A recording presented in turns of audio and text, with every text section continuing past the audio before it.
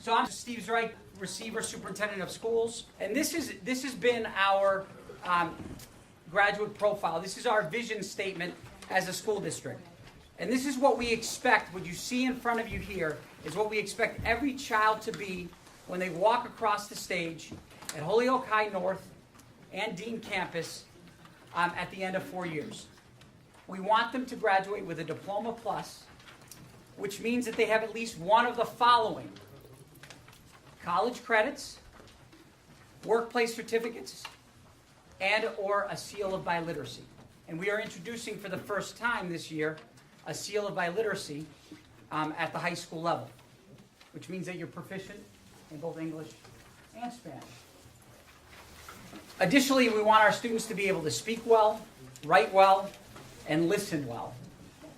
We want them to think through and solve academic and real-world problems, and that they are in the habit of being active contributors in their community, and most of all, that they are respectful, kind people who care about one another.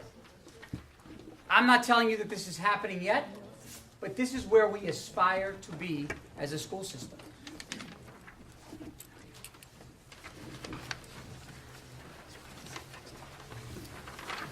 So in the next 20 minutes, 25 minutes or so, I'm going to share some of our accomplishments, areas of continued development, and then challenges for the school district moving forward. I'm going to start with our high schools. We are closing in on our first year of our academy launch in one high school across 2 campuses. The picture on the bottom left was taken last spring during signing day, when our then incoming 10th graders selected one of 4 academies. The 4 academies they selected from were medical life sciences, technology, engineering and design, global studies, and visual and performing arts. These students have electives in their schedule related to each academy theme. For instance, in visual and performing arts, students take a newly launched theater arts class, and students in the TED Academy, Technology, Engineering, Design, will take a progression of robotics and engineering courses. These academies are designed to motivate students to fully engage in learning by providing a high interest lens or area of focus. The picture on the top left is of our electrical teacher, Mr. Arroyo, Luis Arroyo, and 2 students at the Holyoke High Dean campus. Holyoke has maintained a strong commitment to career technical education, and students who choose this path as freshmen are also part of an academy beginning in their sophomore year. Our applications to Dean have tripled in the last 3 years, thanks to the hard work of staff on our vocational campus. We now have a waiting list, and that waiting list is growing for students who want to go to Dean, when we were struggling a few years ago to have students enter our vocational paths. Tremendous work has been done to bring our 2 campuses together through a cross-culture team of faculty and students aimed at creating a more consistent and equally demanding college and career-going culture at each campus. It's a start. We're not there yet, but we are slowly bringing the 2 campuses together. Our high school redesign includes opportunities for both dual enrollment and workplace learning for all students. Students have opportunities throughout their high school career to participate in early college options. As you can see from the graph on the left, the blue denoting dual enrollment, you can see the dramatic jump, a more than 12-fold increase, with almost 60% of the students enrolled students of color. So we've seen a jump from 18 students taking college courses to this year, 219 taking college courses while they're in high school. And the students enroll in the college course where they get credit for both high school and at the college level. We have partnerships with HCC, Westfield, and UMass. The orange denotes a more intensive dual enrollment program that we call early college. As students they have a sequence of college courses that is aligned to their academy and allows them to graduate high school with 12 or more credits.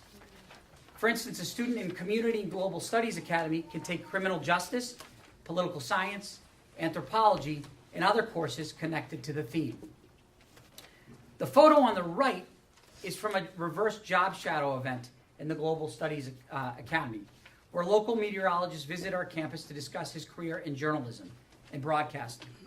Now that we have the academy structure in place, we can be much more systematic in identifying and recruiting individuals and organizations who can offer job shadowing, co-op, and internship experiences along with career guidance to our students. It is our goal that every student have a workplace learning experience before they graduate from Holyoke High School. For instance, this year we have many transition students in our 18 to 22-year-old program who are working in the community, in local organizations and community partners. And we have a few students at Holyoke Hospital where we've piloted an internship program where we have some juniors and seniors learning the administrative side of the organization and now working directly with medical personnel. The numbers aren't high enough. This is an area we want to grow, and Dr. Mahoney and his team are committed to growing our connections to workforce development in the community. We are really optimistic about the impact that the academies are going to have on our already improved graduation and dropout rates. And even more importantly, how they will enhance our graduates' readiness for college and career.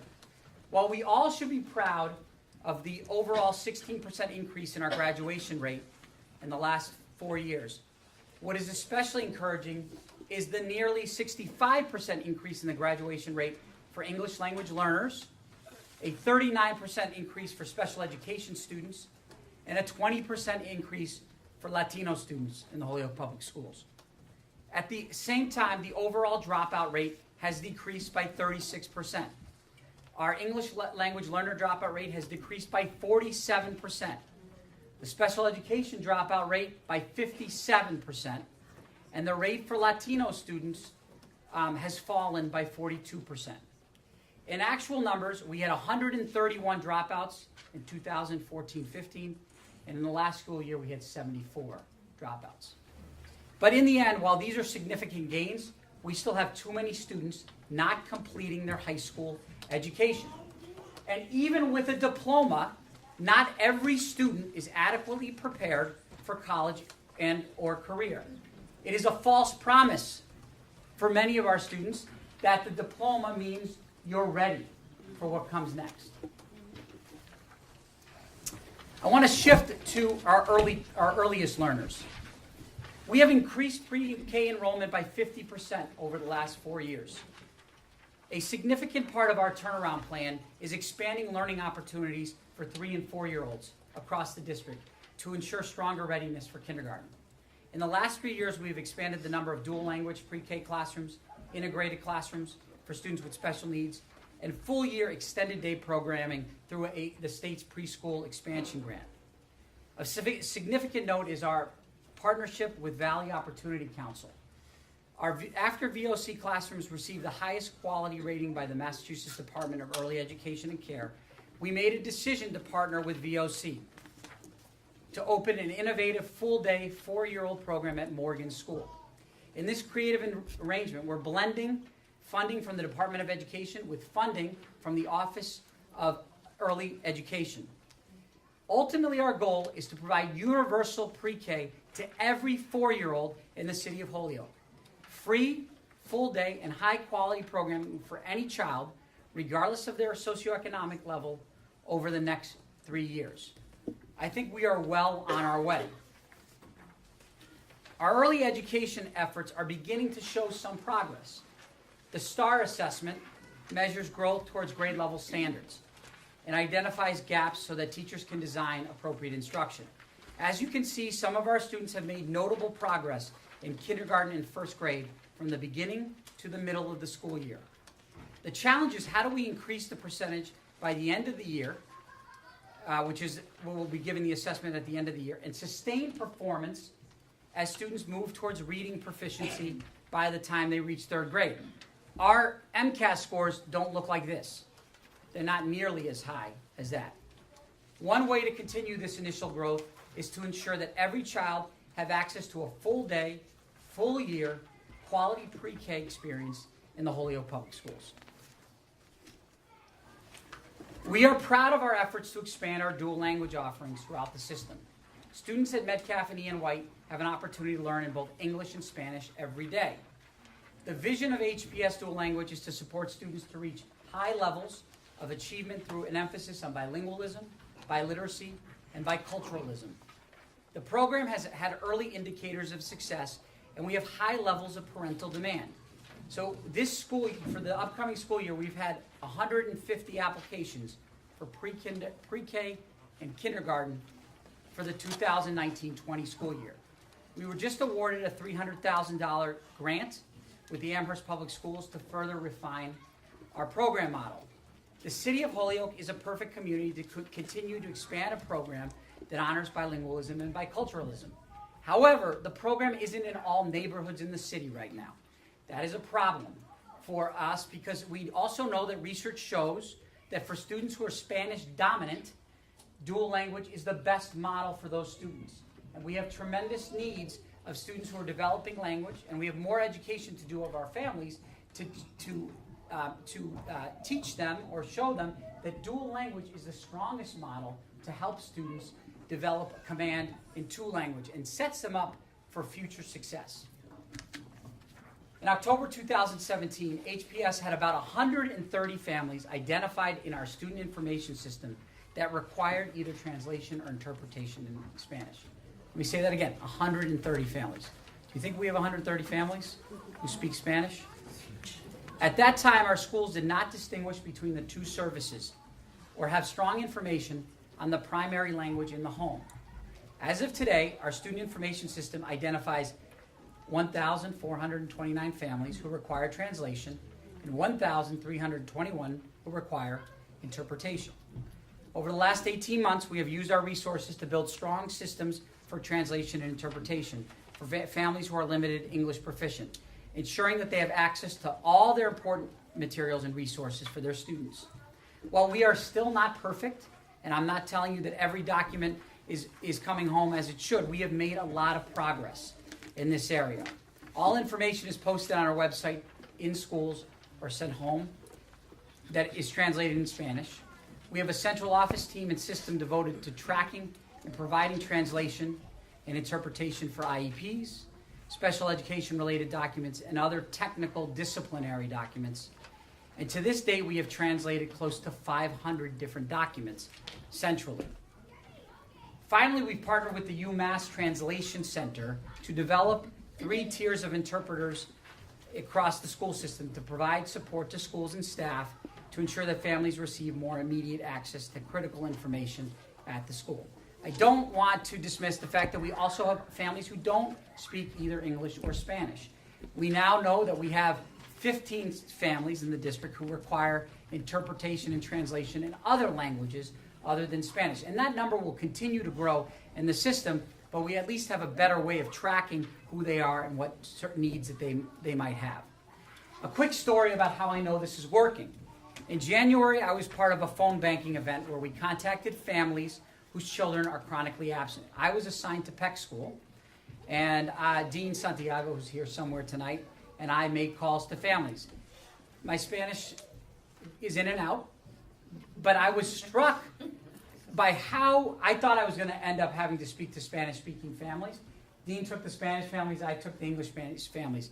We were 99% correct in our calls, that the translation and interpretation information was correct in the system. The efforts are starting to pay off in having better information on what our parents need. In HPS, we embrace our families as our own as well. We're not where we need to be, but we are. I think we're on the right path. These photos are of 2 family nights.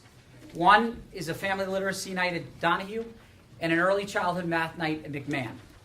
This represents our efforts to design events, at least 2 at every school, where families are given information and actually practice how they can help their child's learning. It's got to move past the bake sales and the fun nights. Those are important, but we've got to help parents understand how they can better support at home. These events, coupled with our monthly citywide parent advisory group that meets with me monthly, we have a very active special education parent group that is growing, and I see Ms. Burks, who's a leader of that in the audience, an emerging English language learner parent advisory group, which we launched this year. We still are looking for parents to help us lead that group. and they're intended to arm our parents with the information they need to be on-demand advocates for their children. I have said this before. Angry parents are engaged parents. We want them to come with information to ask challenging questions about how we can better serve their kids. These avenues offer our families the opportunity to ask questions, voice concerns, and improvements across the system. I do want to invite you all to a Parent Power Math Expo that we're hosting on April 27th for all families at Holyoke High School, which is supposed to be an interactive day around math learning. Don't be afraid. It's going to be fun because we want to give our parents more information. Math is an area as a system we have struggled a tremendous amount in. And we will be sending out flyers soon for that event. Our work, this is the most important work on this slide, is our students. We must honor student perspective in our schools and develop students to cultivate their voices. I want to reiterate what I've said in this room before over the years. Our students are way too quiet because we haven't given them sufficient opportunities to lead. To address this, our district's Equity Coalition, which includes some parents, has teachers, educators, and students, has recommended that we create an advisory group of Holyoke High students across each campus that meets monthly. We actually meet tomorrow for the 7th time this year to discuss gaps in the student experience, offer ideas to improve student access, inclusion, and to allow me to gather input on district-wide initiatives. Many of the students have been trained on leading dialogues with their fellow students, staff, and then we want them to start leading community dialogues to talk about how we can better serve all students and families. When we talk about equity, it's about all, and how do we create a more inclusive system for all students. We're using the information collected to decide on the critical issues to tackle. And some of the issues already raised include hiring of more staff of color, examining racial disparities in our AP and early college level experience, and access to extracurricular programs, as well as discussing how to ensure that learning is more engaging for our students. They have told me over and over, school is boring.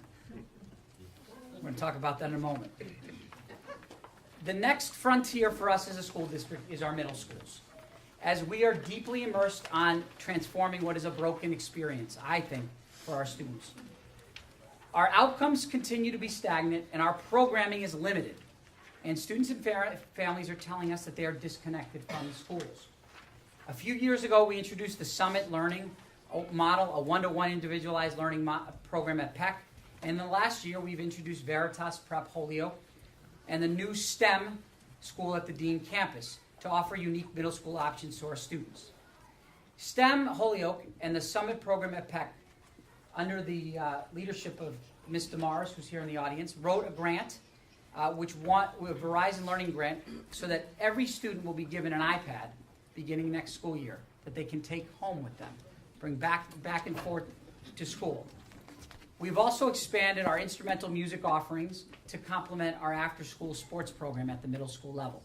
We're working with Community Music of Springfield to, for the first time, expand what we offer for instrumental lessons. But we are truly at the early stages, in my opinion, of revisioning the middle schools in Holyoke, and it is hard to see the progress yet, but change continues to be necessary at the middle school level. Part of the change is what you see here, right? This picture's not as good as these boards up here of our 2 middle school proposal. And our change and transformation hinges on the approval of 2 middle school buildings. As you know, we have proposed building a new school at the current Peck site and across the street from Lawrence School at the corner of Cabot and Chestnut Streets, returning our system to a distinct elementary, middle, and high school model. Why is this so important for the future viability and strength of our school system? We currently have no appropriate middle school space per an outside review of our building portfolio that was conducted a few years ago. The study was independent, and it was clear.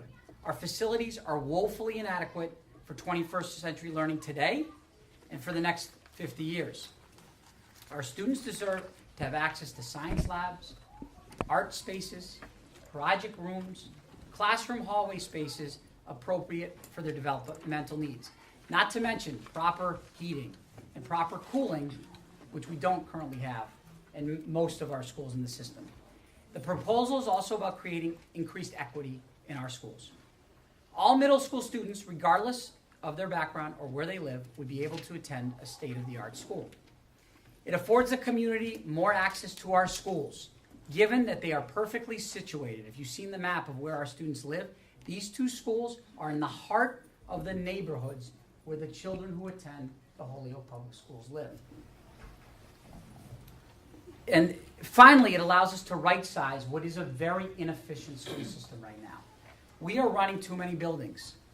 We're inefficient. We would save $4 to $5 million a year to reinvest in enrichment, educator salaries, staffing, technology, and professional development that is designed especially for serving middle school students. So here are the challenges that we are addressing. And I've talked about a lot of challenges already, but I'm going to go deeper in some of the challenges in the school system. And this is work that's ongoing and needs to be at the forefront. And I want to explicitly speak to some of these critical areas of focus. Our school system needs to continue implementing and enhancing both a strong core curriculum and research-based interventions.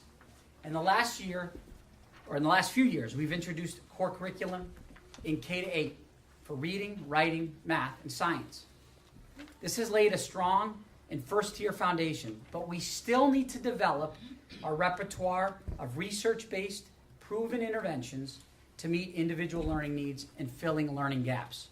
We have already begun to introduce high-quality interventions like Read 180, level literacy interventions, and Do the Math throughout schools this year, but with more to come in the upcoming year. It's not just about buying programs, it's training staff to better use the tools that we have. And we now have a team that is focused on supporting that in our schools and building that capacity. Secondly, we need to build better trauma-informed systems to support the social, emotional, and behavioral needs of our students. While we've seen a significant decline in suspensions in the last year, 11% of students were suspended out of district or out of school last year, and 6% of our students thus far this year. Still have more to go this year in terms of time. Arrests are down. We had 34 arrests in our schools last year. We have 5 this year. We know that a high percentage of our students are struggling with mental health challenges that adversely impacts their behavior in school. Our schools need more guidance and need clearer, universal expectations about what tiers of therapeutic support need to be minimally available at every school. We have a group of educators that are leading a mental health task force internally right now. We're really examining our practices as a school system. And it's been the most powerful team because it's led by teachers or counselors and educators driving the work and informing the district. I'm not qualified to lead that team. I'm a participant, but we have strong voices now driving recommendations about what the school needs to really serve the mental health challenges that we have in our schools. We know also that a highly qualified teacher is a key lever for improving student outcomes. The teacher is critical. For this reason, we are working diligently to create the conditions and incentives to retain our most effective educators. Incentives to retain individuals that are connected to our community and have tremendous impact on student learning. While we have increased the number of teachers of color by 59%, 10 to 17% over the last 4 years, we are still struggling with retention. We turn over between 25% to 30% of our educators on an annual basis. This presents a challenge for consistency and continuity for students and families as the district moves forward. As a result of this reality, we convened a team of teachers and district leaders to offer recommendations to keep our most talented educators working in Holyoke. We want the best. We don't want to retain everybody, but the best people. And we haven't always done that. While compensation is definitely a part of it, the ideas they offered go well beyond salary and include choice around professional learning, more instructional resources, working conditions, and flexible scheduling. And we are currently reviewing these ideas and will certainly be taking action on some of these thoughtful recommendations prior to the start of the upcoming school year. Finally, our students are telling us, and I want to go back and I want to end with our students at the center of this. our students are telling us that our instruction needs to be more engaging, relevant, and culturally responsive than the typical experience across our schools. They want to be challenged, immersed in hands-on projects, and presented with tasks that make them think deeply about the material presented.